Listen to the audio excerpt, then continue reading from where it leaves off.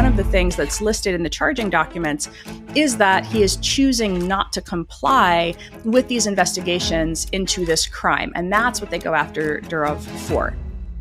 It's the Lawfare podcast. I'm Quinta Jurecic, a senior editor at Lawfare, with Matt Perault, the director of the Center on Technology Policy at the University of North Carolina at Chapel Hill, and Renée DiResta, author of the new book Invisible Rulers: The People Who Turn Lies into Reality. Renée is also the former research manager of the Stanford Internet Observatory. Here we have real consequences, and I don't think we want a world where a private entity complies with every foreign government's domestic legal regime. That would mean that every company should try to be operational in China and be compliant with Chinese law. Or Russian law. I don't think we want that world. Today, the three of us checked in on the state of platform governance, examining a trio of news stories that touch on the tensions that arise around regulation of tech companies, or the lack of regulation. First, a puzzling letter from Mark Zuckerberg to the House Judiciary Committee. Second, the arrest of Telegram founder Pavel Durov in France. And third, the ongoing legal battle between Elon Musk and the Brazilian courts over the status of Twitter, also known as X. We're sitting down together virtually at a moment when there's been a fair amount of hubbub in the world of social media platform governance, particularly in terms of the relationships between major platforms and governments themselves. In the US, obviously, we're hurtling toward an election in November, which is always a particularly chaotic period. And there are a lot of different tensions that I think are really in the process of sort of bursting to the surface right now about how these major platforms should be relating to governments, how we think about platform responsibilities to remove content, and of course, the ever-present question of free speech.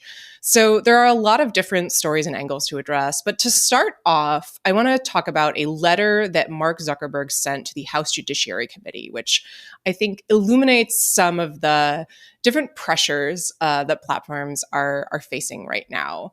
The core of it is essentially Zuckerberg apologizing to the GOP majority on the Judiciary Committee for two kind of very big picture platform governance decisions that Meta made in 2020 and 2021.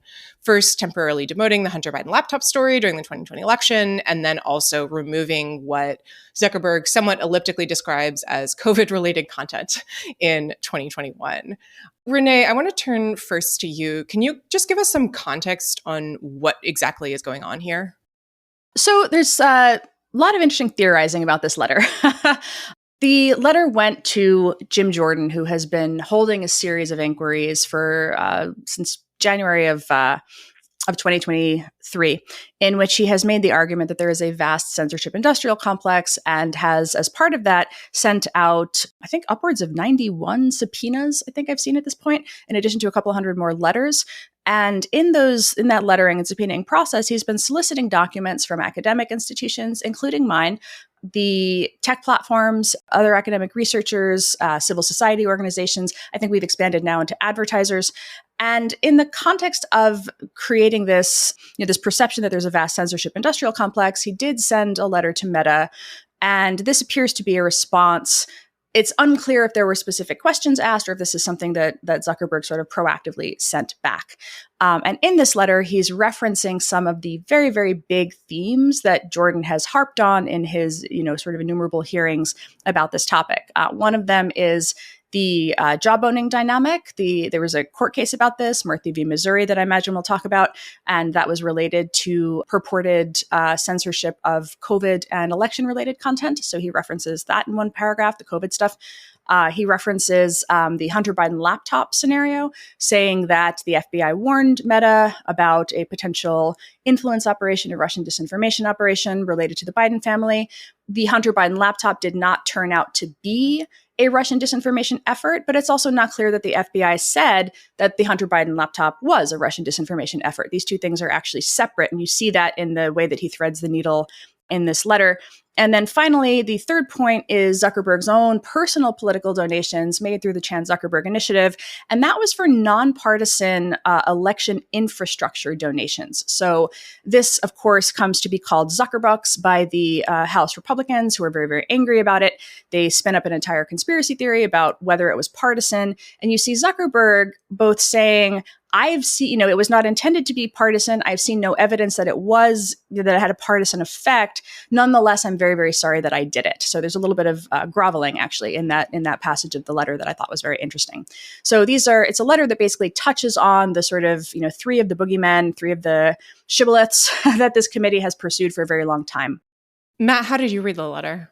So I think I read it in two different ways. So first, I just read the letter, and I actually think that just reading the text, there's a lot of it that makes sense to me. So I've written several pieces for Lawfare and for the Knight First Amendment Institute about jawboning. I think in part because when I was at Facebook, being jawboned was such a scarring experience. It was ubiquitous. It happened at the federal level. It happened at the international level. It happened at the state level. It happened from both members of both parties. It was kind of a daily part of my life in tech policy. And actually, maybe we should back up to explain what we mean by jawboning, because I feel like the term it's become kind of ubiquitous, but it's not necessarily obvious what it means. Yeah, so I think there's a strict legal definition, which is when a government entity coerces a private entity into changing an approach to a speech-related issue.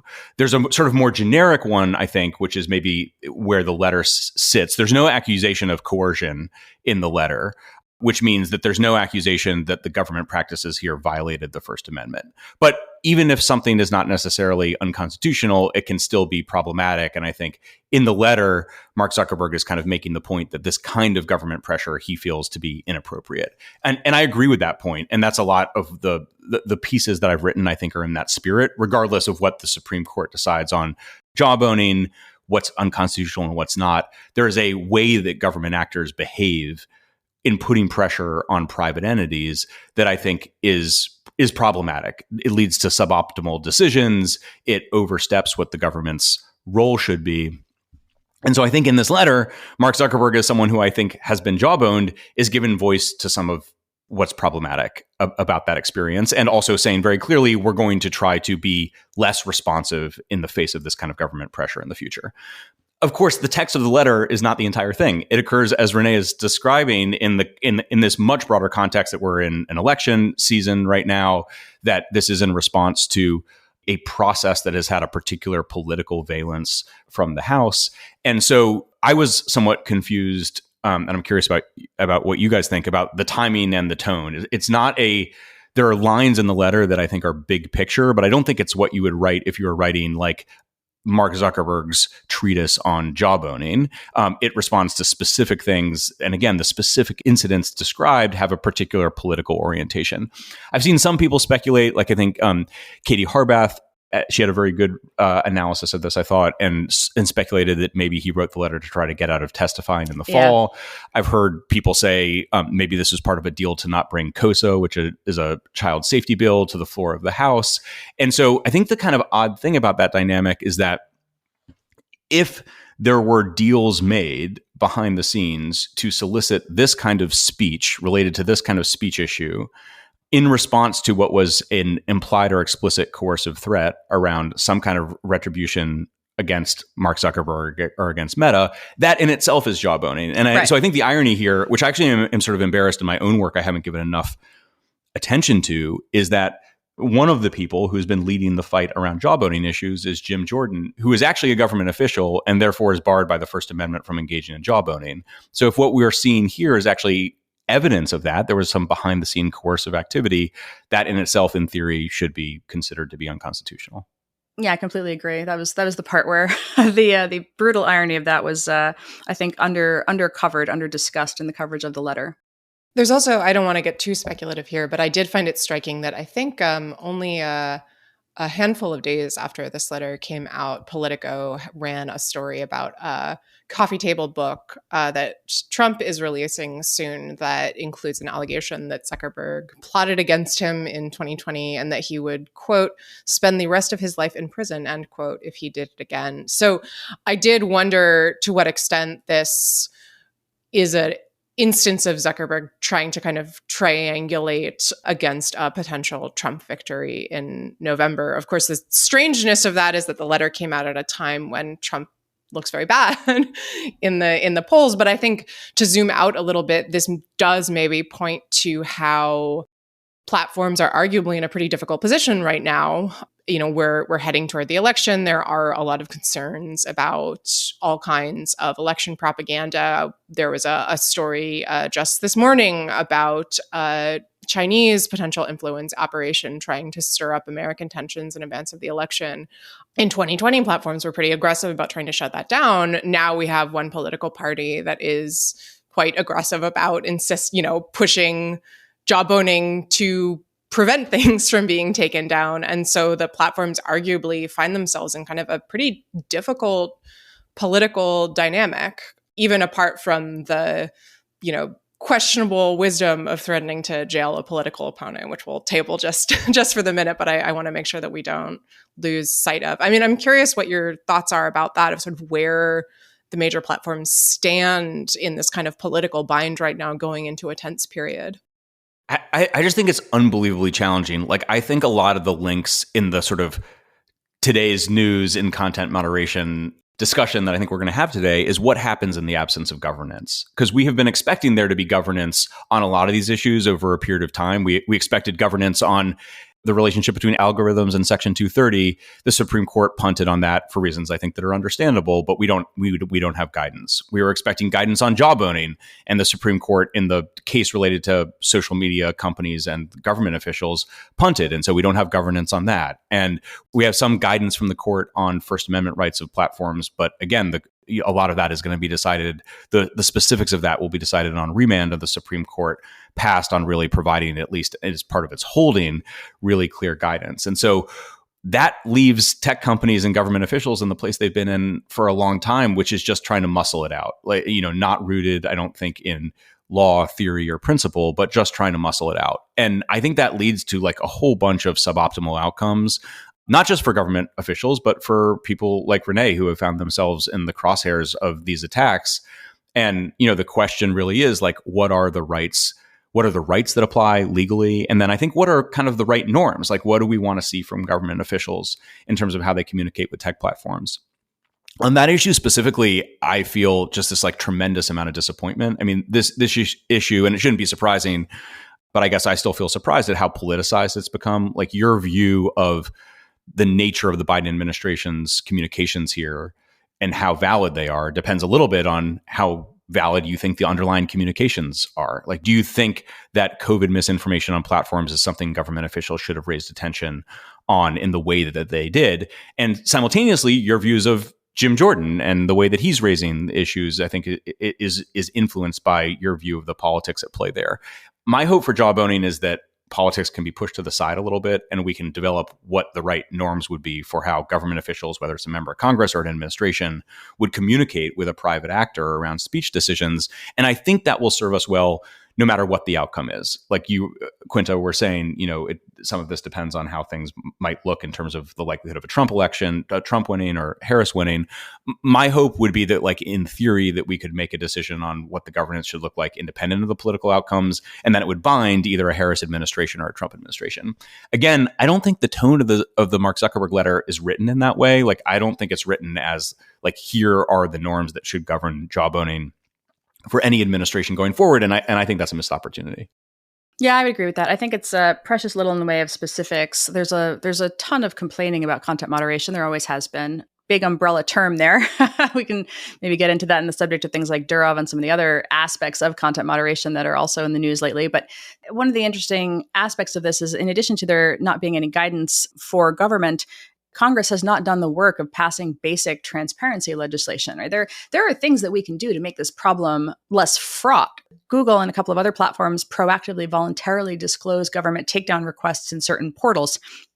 There was the Lumen database, which was sort of a self-regulatory approach that platforms followed for a while, including Twitter, which ceased contributing. This was primarily copyright, but it ceased contributing those sorts of, kind of visibility into government action and government requests in April of last year, after it emerged that it had taken down content at the request of the Modi government, right? That story was embarrassing for it. And so it simply stopped contributing to this transparency database.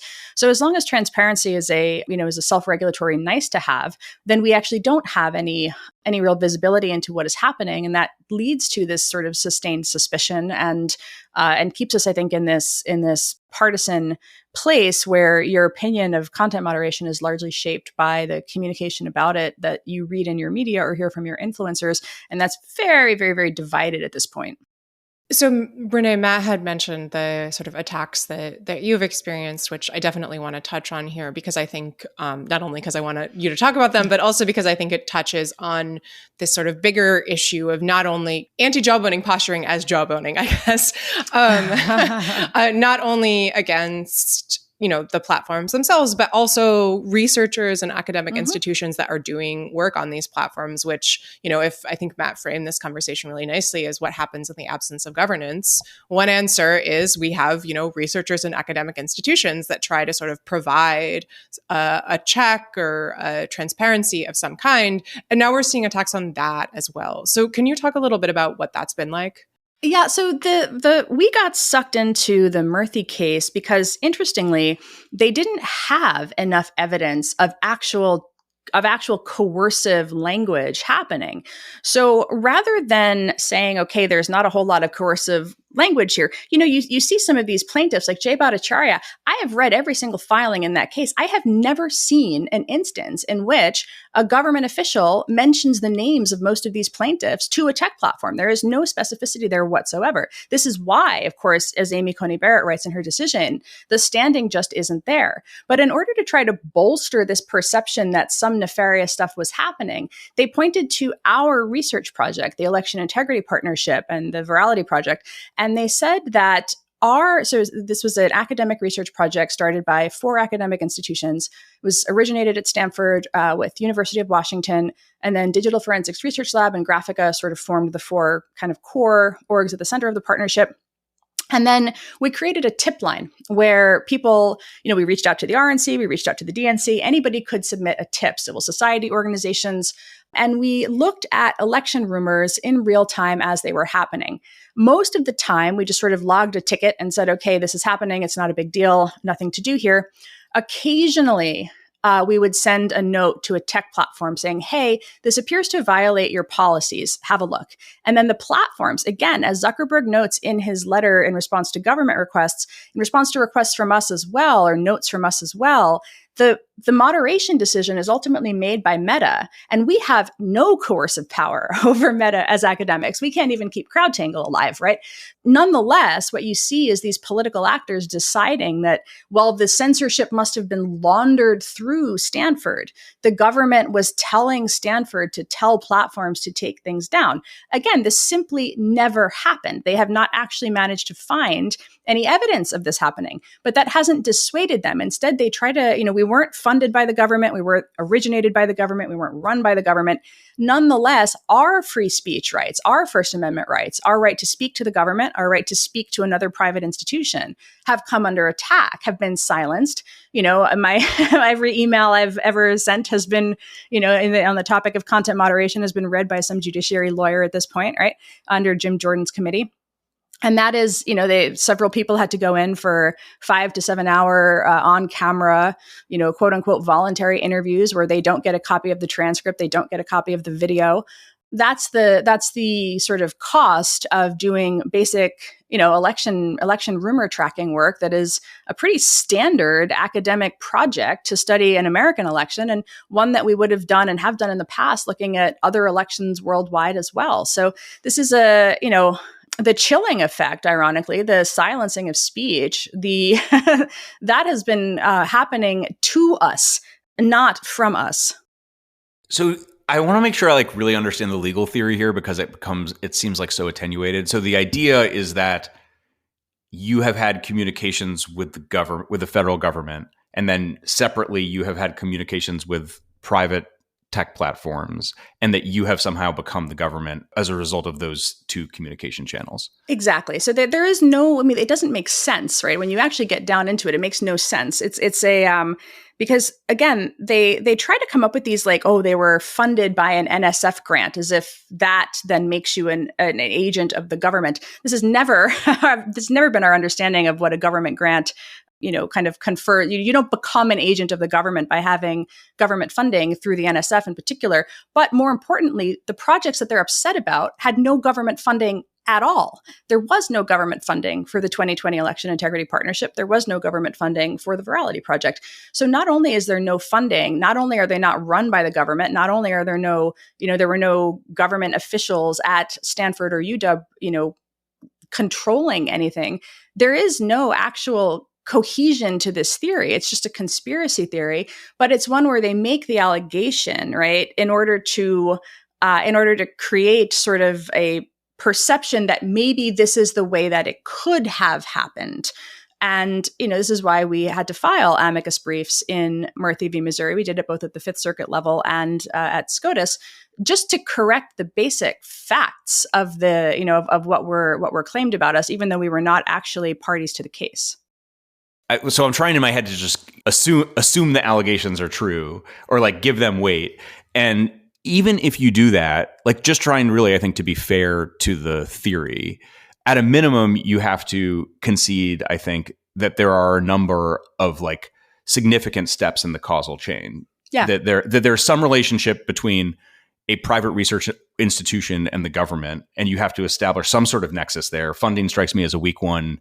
Presumably, there could have been Biden administration officials that would say like, tell the tech platforms XYZ. If you could prove that, that would be a stronger one. It doesn't seem like there's any proof of that. And all of that's only one part of it. And then you have to establish like some coercive activity between the research institution and the platform. That at least involves a couple of causal jumps. The odd thing to me is all the pressure is coming from an entity that is clearly a government entity. Right. There's no dispute about whether a member of Congress is a government entity.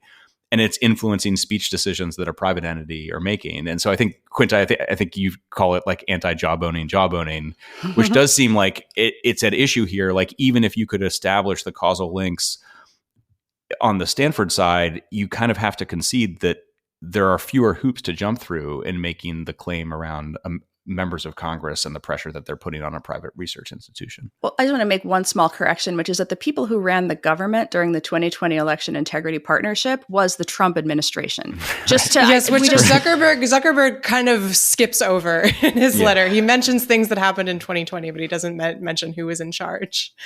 No, I mean, I think that, as you say, Matt, I mean, this has all become very politicized in strange ways that sort of are run in some ways like completely orthogonal to the actual issue set in ways that I think actually makes it, really difficult to talk about the genuine issues here. And that there has been this kind of growing idea, I think really since 2022, maybe I would date it, since the kind of new Congress came in. This investigation began under Jim Jordan, that, content moderation is censorship, and anything that is pushing back against that quote unquote censorship is, in the name of free speech. But as we've been teasing out here, it's actually, somewhat more complicated. I do want to make sure we touch on one example of, just how much is included under the banner of content moderation, which is, Renée, something you mentioned earlier, the case of Pavel Durov, the founder of Telegram. So maybe you could just give us a little bit of background on what's happening there. It's a pretty complicated story. And then we can kind of touch on how it has become embroiled in the same dynamics we've been describing here. So Telegram's an interesting platform. It has two different feature sets, right? So you have the sort of things that feel like a group chat or a messaging, kind of a DM platform. So a little bit akin to WhatsApp or Signal. And then you have a broadcast channel. So one to many, you create a channel, people kind of follow, and then the person who controls the channel can broadcast to all of those folks. So it kind of blends these two different models of social media, the sort of messaging, messaging focused stuff, group chats, and then the broadcast thing. It's important to note that Telegram is not end-to-end encrypted in those broadcasts or those group chats. In one-to-one communication, so if I were to DM you, we could turn on encrypted messaging, and then authorities would not be able to see the substance of our messaging. But one of the things that happens on Telegram is that explicitly illegal content is just sort of out there in plain text. Anybody can see it. So what and in this particular case, on August 24th, Durov was arrested in France, outside of Paris. And on August 26th, the French authorities put out a press release listing a variety of concerns. So in that gap, it's important to note, public opinion on Twitter decided that this was a affront to free speech, that Durov was being persecuted for letting people, like, I think as Elon put it, like post memes, basically, that this was because he took a hands-off approach to, quote, content moderation. That was the reason he was being arrested. And the kind of usual sort of very high profile right-wing influencers on Twitter all decided that this meant political speech, right? That he was being targeted for not censoring inconvenient political speech. In reality, there's like this information vacuum. This is very bad, I think, by the French authorities to let that happen. But on the 26th, this press release goes out and it lists a variety of concerns that offer more clues, right? So it talks about complicity in enabling illicit transactions in organized groups, possession and distribution of pornographic images of minors, so child pornography or CSAM, complicity in trafficking drugs, refusal to communicate information to a legitimate law enforcement requests. So you have a series of actual crimes that are being articulated, right? It is illegal to host and distribute child pornography on a platform in most places.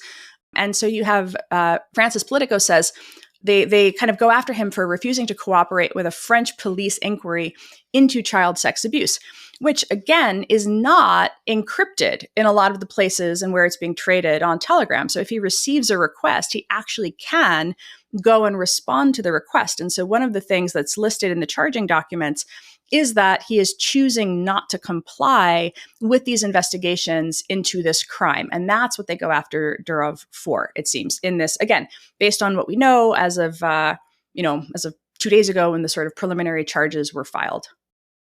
And part of the story is, as you say, the part of the American culture that has sort of postured itself as, free speech defenders, anti-content moderation, have sort of adopted Durov when this arrest first took place.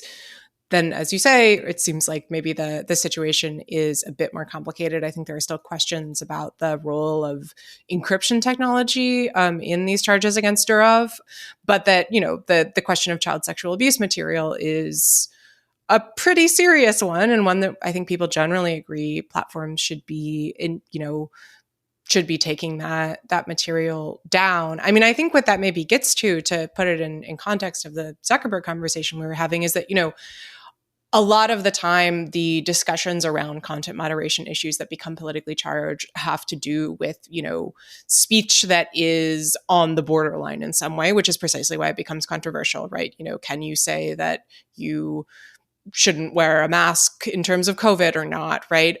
But when it comes to something that is outright illegal, that's actually a pretty different situation. And that, complicates, I think, the discussion a little bit. And Matt, to go back to your point about what happens in the absence of governance with Telegram, I think this is maybe a situation where, this is a reminder that in some areas there actually is quite a lot of governance around what can and can't be on platforms. I mean, does that seem like a fair framing? Yeah, but I wonder here, it doesn't seem as black and white to me. Like, illegal content exists on every platform. And I think the main difference, which I think people who have followed this more closely, Renée, also Daphne Keller, Brian Fishman, have made very clear, like, don't draw equivalence lines between what other platforms do and what Telegram does, because illegal content might exist on other platforms, but at least they make efforts to try to address it. But that still seems fuzzy to me. So, like, if you make some effort to address it, then you're not criminally liable. How does that work? What are the clear lines there? And I actually see this, Quinta, as I think it's closer to there is governance here than our job owning discussion. But I do think there's still a lot of ambiguity. I mean, what exactly does a platform need to do with respect to illegal content in order to ensure that its CEO won't be arrested when it lands in a foreign jurisdiction?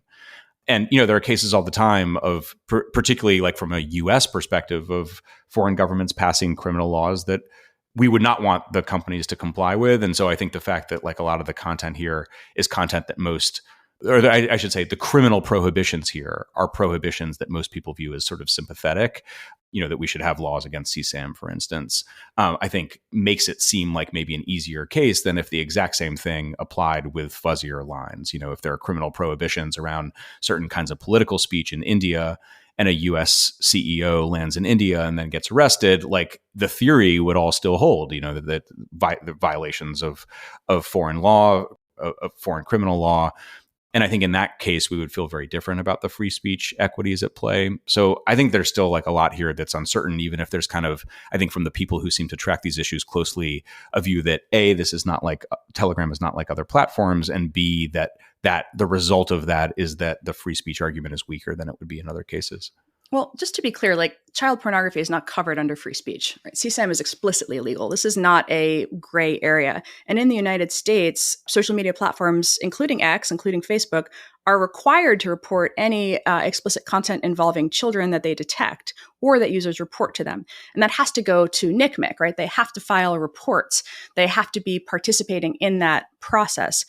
They also, and I'm not a lawyer, maybe somebody else can weigh in on this, but my understanding is that when warrants and things come through for investigations into those types of cases, they have to comply to the best of their ability, right? So it's not a matter of, this is a speech issue. This is an explicitly illegal content issue. And I'm not sure that I feel like we're trying to find a slippery slope here when there really isn't one. And it's actually okay to say that in this case. Yeah, I just feel more uncomfortable with it. Like, I agree with you about CSAM. I don't disagree. But, the scope of the First Amendment in the U.S. is broad. The number of things that the government, the volume of speech that the government can prohibit is pretty narrow. And this case, like, I think the posture of the case could look very similar if there was, if it was related to Holocaust denial. I don't know if Holocaust denial is actually a criminal offense in Germany, but you could imagine, a platform that decides that it's not going to censor Holocaust denial speech, and a CEO lands in Germany, and the result is the CEO is arrested, or a CEO has to make a decision about not traveling to Germany. That, I think, has the same contours as this case in lots of ways. Like it's speech that lots of people would find to be not favored. It's criminally prohibited, and the local jurisdiction is just enforcing its own law. That kind of a situation makes me feel more uncomfortable. And so, it's not as your point, I think, is like there are clear lines here. I just don't see it quite the same way. I think if other governments sort of learn from what the French government is doing, I assume very quickly we end up in a place that, at least to me, would make me uncomfortable. Following that through, then, what should they do? I guess is where I sort of come down on it, right? So you have these laws, and in this particular case, again, the agency in France that seems to have been involved in this is one of the child protection agencies. What is the correct course of action then at that point? This actually kind of relates in a bit. We can connect it to what's happening in Brazil, perhaps, right, where you have a country that has a set of laws, and we can have our opinions about whether the law is just or not. But they have these laws, and these are, just to be clear again, these are businesses, right? These are not actually just, they're conceptualized as public squares, but this is a private company that is making a profit. This is an executive that is choosing to flout laws and policies. We can cheer for when they defy tyrannical laws, and I think that's great. But I think that still leaves us with the question of what is to be done in these cases. What should France do in response to, we are simply not going to comply with your legal requests for information that we appear to have, because that, again, Telegram is not encrypted in that way. When they are saying that, what is it that you think should be done instead, I guess, is where I'm struggling to what in that world, what happens? Again, I think Telegram, in some ways, I'm sure in some ways it's a good example. In some ways, I think it's a bad example, because I think, again, it's like operates differently from other platforms and has like sort of seems like it is aimed to develop a brand and an identity around flouting laws, no matter what those laws look like. I mean, I think most people feel like CSAM is not defensible. If you have a company essentially defending it, that puts them in an extreme outlier position. But generally, we disfavor the idea of arresting tech employees because of noncompliance. Like, other preferable remedies would be fines or blocking a service. And so some of these back and forths, I don't actually, I guess, have a strong view of whether the Brazil Musk debate fits in this or not. But some of them, I think, are issues playing out the way that I would hope they would. Like, so one example of it is actually like the Australian News Code and Facebook's decision to pull content there. I think when the government passed the news code, the idea is either you need to comply or you can't offer news in this jurisdiction. So a platform has one of two choices, or the government has the same set of choices, but the platform is making the choice: do we comply with a law that we disagree with, or do we pull content? The government simultaneously would be deciding, do we allow a company that's operating in breach to just continue to operate in breach of local law, or do we enforce against them? And I think when each side makes those decisions, like, it might be that the right thing is for a company to not be operational in a market, which is, I think, what we have right now with X in Brazil and what we had for a period of time with Facebook and news in Australia. And that seems sensible to me. So I think this is actually a good opportunity to transition a little bit to the situation in Brazil, which touches on a lot of these issues, as you've both hinted. So currently, we're recording on the morning of September 3rd. So Elon Musk has been in this long-running, for a few days now, showdown with a Brazilian Supreme Court justice, essentially over ongoing investigation into efforts by supporters of Jair Bolsonaro to keep him in power after he lost Brazil's recent election to the current president, Lula da Silva. So Musk has essentially refused to comply in a variety of ways. I think the last straw here was that Musk, the judge Alejandro de Moraes, ordered Musk to appoint an in-country representative to be in Brazil as a way of forcing the company to comply with Brazilian law. Musk refused, and de Moraes responded with this order to basically block Twitter or X in all of Brazil. It's now been upheld by a panel of the Brazilian Supreme Court, though not the full Supreme Court. And there are a lot of different issues here, in part because, on the one hand, Musk is refusing to comply with Brazilian law. And if you look at least the translations of some of the reasoning set out by the Brazilian Supreme Court panel, I don't know Portuguese, so I'm relying on Google Translate here. There is a lot of language there about, we're a sovereign nation and we have our own laws.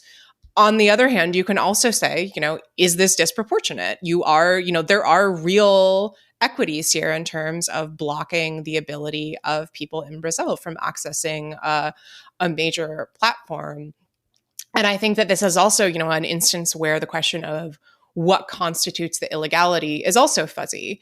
This isn't an instance of, Musk defending his right to blast CSAM to Brazilians. That's not on the table here. The question has to do with, Brazilian investigation that I think many people on both sides of the political aisle have argued is, quite aggressive on the part of the Brazilian court. There are questions here about, whether Brazilian law is more expansive in what kind of speech it allows to be restricted than American law, in a way that might, arguably put an American company in a difficult position. I don't want to, put Musk on too much of a pedestal here, because it is important to acknowledge that, he's been very willing to take down content in places like Turkey and India from governments that have a pretty strong autocratic turn. So it is, the commitment to free speech here is maybe not quite so ideologically pure as he's presenting it to be. But this does raise a lot of, I think, really serious, difficult questions. So now that we've set this on the table, I want to go back to the both of you and see, how you're thinking about this case in conversation with everything that we've been touching on here so far. I think the interesting question is actually that sovereignty question, right? It is that Musk had a tweet in April of 2022 where he says, by free speech, I simply mean that which matches the law. I am against censorship that goes far beyond the law. If people want less free speech, they will ask government to pass laws to that effect. Therefore, going beyond the law is contrary to the will of the people, right? So this is the sort of framing that he lays out back in April of 2022. This touches on, I think, there was I believe that distributing Nazi content in Germany is actually illegal. right? That's my understanding. And somebody in the comments can correct me if I'm egregiously wrong on that. Illegal, but the question is there civil liability or criminal liability? Right. And I don't know the answer to that, but there is this question of like, so the platform does, the platforms have always complied with not, with sort of geofencing, right? With sort of not surfacing certain content to certain people in certain locales because of various, kind of legal concerns related to that, to whether certain types of content is legal in one venue and not in another. And per your point, there's sort of like three choices here. You either comply with the law, you exit the market, or you fight. And if you are going to fight, then I think the question is, the government then will fight back, just to be clear, right? So they are, and that's one thing that I think has been very interesting with the situation in Brazil. And I know nothing at all about Brazilian law, just to be clear. So I've been reading, because a lot of people have just went to Blue Sky, right? A lot of Brazilian Twitter users are now over on Blue Sky, and they've been tweeting about this actually quite a bit, right? And it's been very interesting. Maybe this is, of course, a select set of people, maybe shared members of a particular ideology who were the ones who kind of migrated over to Blue Sky. But there is a distaste for the idea that an American businessman would simply flout Brazilian law. And it is interesting. I don't know where public opinion is writ large within the country. I think that, there's talk I saw on X that there are going to be protests. I think it's going to be very interesting to see what happens here, because you do see people saying, why should we have unaccountable private power in the form of a private business that is defying these laws? And I think that is actually one of the really interesting questions here. So in light of Musk's commentary in 2022, which is, if people want less free speech, they'll ask governments to pass laws to that effect. What he's been setting out to do, and again, since I do not know Brazilian law, I don't feel equipped to weigh in on whether he's, whether this content is telling the truth or not. He's alleging that the judge violated Brazilian law in making the requests to him. So just to be clear, so he is alleging that his actions are justified because Brazilian judges violated their own constitution in making these takedown requests. I think there were 7 accounts or something like that had participated in the insurrection in Brazil on January 8th of 2022. So that's where the sort of interesting nuance is coming into play here. He is actually alleging that the judge violated Brazilian law, and I think that is actually kind of core to the question here. Like, is that true or not? I think there's some stuff that's happening here that's really positive. We've been talking about an absence of governance, and in a lot of ways, Quinta, this seems like the inverse. This is it's coming. this is real governance, and governance is not consequence free. And I think that's one thing that I think is really a positive component of this. Like one of the things that just frustrates me so much is like there are so many proposals that are introduced in Congress, and we never really get to see how they play out. Like the benefit, the cost, the benefits. We just have arguments about how they might play out in theory, knowing that the laws are very unlikely to pass. Yeah. Here we have real consequences, and I don't think we want a world where a private entity complies with every foreign government's domestic legal regime. That would mean that every company should try to be operational in China and be compliant with Chinese law. Or Russian law. I don't think we want that world. At the same time, I think it's understandable that a company shouldn't expect to be able to operate in a local market while flouting local government law. And so I think you see some companies in China, for instance, deciding to have businesses in China. And then typically I think they're compliant with most components of Chinese law. I think that's an appropriate trade-off within certain bounds for some companies to decide to make. But you can't have it all. You can't be operational, set your terms the way that you want to, act in violation of law, and then expect to be allowed to continue to operate your service. And so what we have now is, I think, an appropriate challenge under local law. To the extent that challenge fails and it's determined that local law, that Musk is not going to win under local law, then I think there's an appropriate decision for a company to make about whether it wants to be operational within the country by complying with local law, or whether it wants to pull its product. Then there will be, I think, presumably, in the event that Musk decides to not make X operational in the long term in Brazil, a local debate about whether the law should change or not. That feels to me like to be the right incentive structure in lots of ways, and to have the kinds of debates and discussions that we don't get in the U.S. either because Congress doesn't pass laws, because jawboning allows a lot of these decisions to be negotiated in the shadows instead of in public. What's happening in a very public way in Brazil, I think, is probably the right way to have a debate. Yeah, I mean, I feel like in a way we can trace that back to that Musk tweet that you mentioned, Renée, about, the democratic nature of these free speech laws, which of course, when he was posting that, was completely ridiculous because among the countries that he was talking about was, Turkey, right?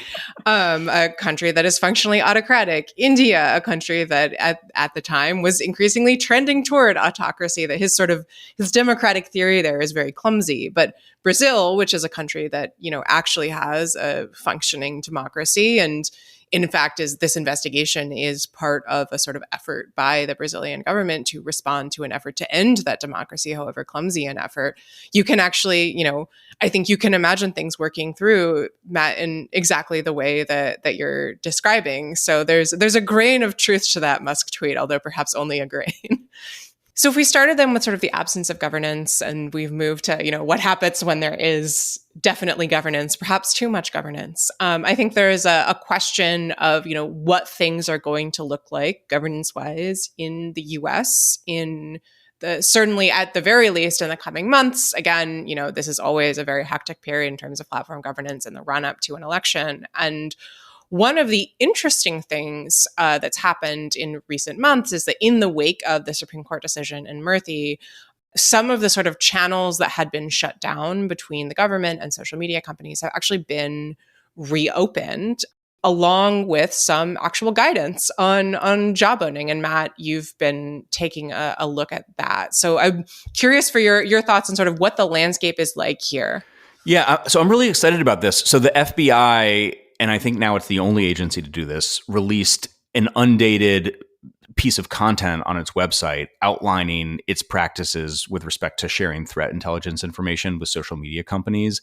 It's not very long, but it outlines the rationale for the program as well as some basics on the procedures it uses. And kind of the bottom line on the procedures is it has an internal office that leads its engagement with social media companies, and it will provide them with information that may be useful to them. And then, as I think Renée described earlier when she was describing Stanford's work, the idea is to be very clear that the company is the one that makes a decision on what stays up and what stays down. And that has, I think, particular resonance when it's the FBI making the request. And so this guidance is very clear that the company has the discretion to do what it wants to do with that information, and that any decision it would make is voluntary. I think this is a baby step, but a very meaningful baby step if we had agencies outlining more clearly how they intend to work with social media companies, which would give guidance to social media companies, but then also give guidance to the public about how they actually behave, and give guidance to their own employees about the right procedures for them to follow.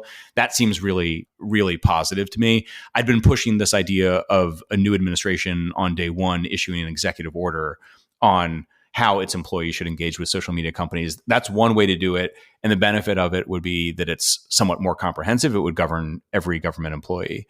This is agency by agency. And so it's a little bit different, but I think would get us to the same place if other agencies would follow the FBI's lead. Yeah, I thought that was a great initiative as well. I think it's worth noting that even in the original opinion on Murthy v. Missouri, you see the judge arguing for particular carve-outs, recognizing that there are security and national security implications, and that government has to be able to speak in some way to a tech platform. Because otherwise, people do have to realize that, you can't just have nothing there, right? That's not going to lead to a set of outcomes that the public is going to like. You also don't want the platforms fielding investigative teams solely internally, making their own attribution and determinations. This has always been, since 2017, 2018 or so, this kind of collaborative process where government would talk to platforms about particular signals, academia would talk to platforms about particular signals, platforms would definitely talk back to academia, and it seems like based on Twitter files, emails, back to government.